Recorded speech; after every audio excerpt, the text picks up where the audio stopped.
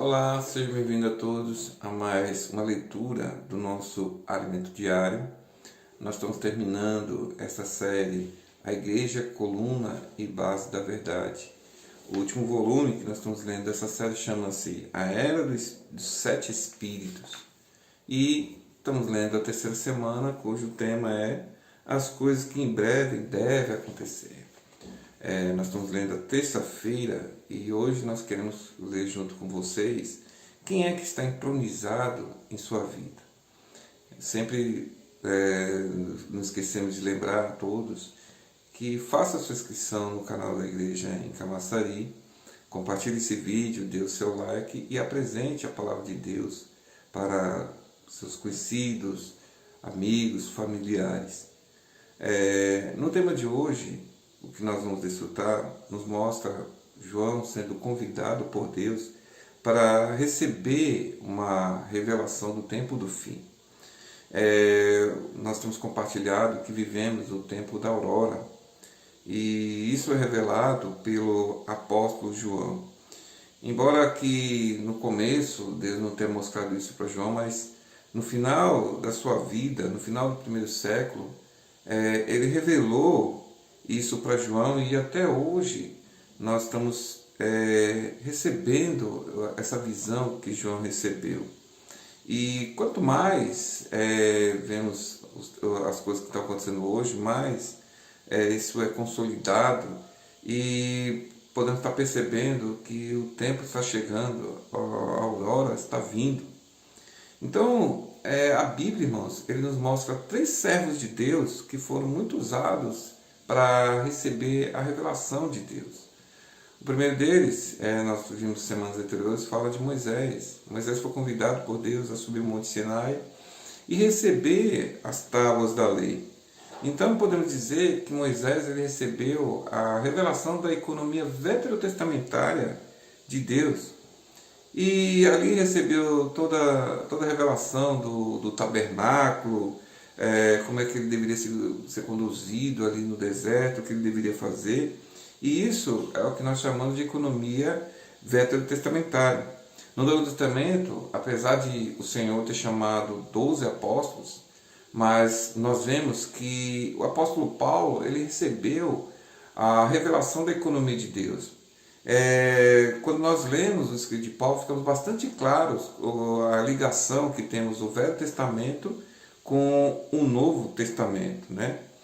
E por fim, irmãos, nós temos aqui no tempo do fim, assim como Moisés foi convidado por Deus para receber essa revelação do Velho Testamento, da economia veterotestamentária ali no Monte Sinai, no Novo Testamento nós temos o apóstolo João, que também foi convidado para subir ao céu e receber revelação do tempo do fim diretamente do Senhor.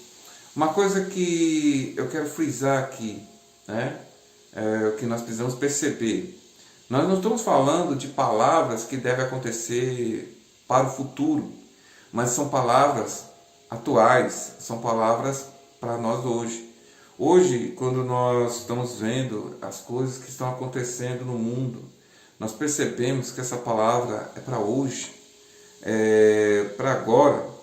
E uma maneira que nós podemos ter de compreender melhor o que o Senhor tem falado para o apóstolo João é quando nós acompanhamos a leitura do Salmos 2. Tem 3 versículos aqui no Salmo 2 que diz o seguinte, versículos de 1 a 3.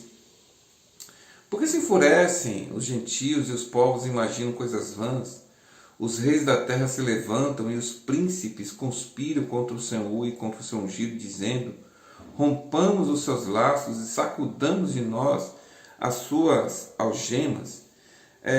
Nós observamos aqui ainda nesse salmo, no versículo 6, que o Senhor diz assim: eu, porém, constituí o meu rei sobre o meu santo monte Sião. Nós vemos que o Senhor, quando enviou o seu filho, o seu ungido, ele o constituiu rei sobre o monte Sião. Ou seja, o Senhor Jesus ele foi entronizado como rei no monte Sião celestial. Então, no Novo Testamento, quando o Senhor Jesus morreu e ressuscitou, ele foi entronizado em sua ascensão como o rei do reino dos céus. Nós vimos isso nos evangelhos, no livro de Atos, no livro de Apocalipse, e o Senhor Jesus ele foi constituído esse rei sobre o Monte Sião. E apesar do Senhor Jesus ter sido constituído como rei no Monte Sião, as nações, o diabo, eles resistem a tal fato. É como aqui no começo do versículo 1, que nós vemos do Salmos 2, que diz: por que se enfurecem os gentios e os povos imaginam coisas vãs? Os reis da terra se levantam e os príncipes conspiram contra o Senhor e contra o seu ungido, dizendo: rompamos aos seus laços, sacudamos de nós as suas algemas. É como se o mundo estivesse amarrado, né? Isso tivesse como uma algema, e o homem, para ser livre de Deus, para se sentir livre, ele está rompendo os seus laços, né? É como se eles fossem restringidos por Deus. Nós vemos que Satanás ele quer estar livre para fazer o que ele quer, e os príncipes desse mundo, os homens desse mundo, também eles querem se sentir livres, como se estivessem unidos numa rebelião contra Deus. Desde o começo da humanidade, desde quando o homem ele foi expulso do jardim, nós percebemos que uma natureza rebelde entrou dentro do homem, e o homem ele se levantou contra Deus. Desde a época de Nimrod, nós vemos que Nimrod ele quis construir uma torre e chegasse até aos céus. Isso é uma verdadeira declaração de independência. Não queremos mais depender de Deus.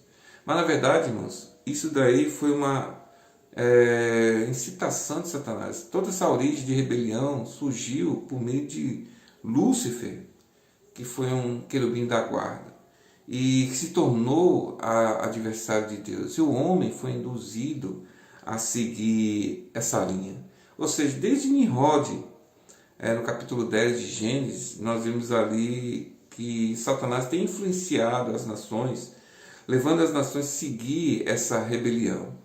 Como diz Salmo 2, porque se enfurece as nações. Na verdade, irmãos, quem provoca isso é Satanás. E desde então, através de Nimrod, o homem estabeleceu o governo humano. E esse governo humano ele tem se organizado, tem lutado para se libertar das restrições deixadas por Deus. Então Deus, quando deu a sua lei, ele restringiu o ser humano. Ele restringiu o homem. E é como se Deus tivesse escravizado, preso o homem, de acordo com essas leis. Irmãos, o que nós precisamos observar hoje é que nós precisamos estar atentos. Nós precisamos estar atentos porque, na verdade, o que o homem acha que é uma restrição, que Deus está restringindo, na verdade é uma cura para o homem. Né? A palavra de Deus, irmãos, a lei de Deus, traz cura para os homens, traz cura para os povos. Então, o Senhor está nos trazendo vida e salvação por meio da sua palavra. Louvado seja o Senhor. Não vamos seguir esses pensamentos, né, que as nações ou os reis da terra, como descrito no Salmos 2, eles pensam coisas vãs, né? Não é isso que está falando aqui, eles imaginam coisas vãs.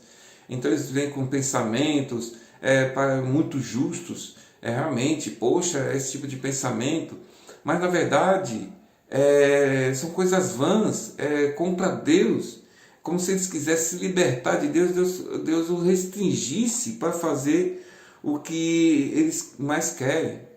O que nós desejamos hoje é que, além de ser entronizado o reino celestial, Cristo seja entronizado também em nosso coração.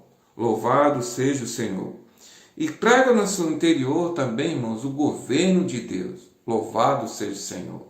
Realmente nós precisamos desejar que Deus seja o rei em nossa vida. Ele seja entronizado em nosso viver, em nosso coração. Eu gostaria de fazer uma oração por todos aqueles que estão ouvindo essas palavras. Senhor, muito obrigado, porque não queremos estar pensando como os reis da terra, como os homens, pensando coisas vãs, mas queremos que o Senhor se torne o nosso Rei, seja entronizado em nossa vida, seja o Rei em todo o nosso viver. Muito obrigado, Senhor, porque o Senhor tem sempre nos governado. Em nome do Senhor Jesus, amém.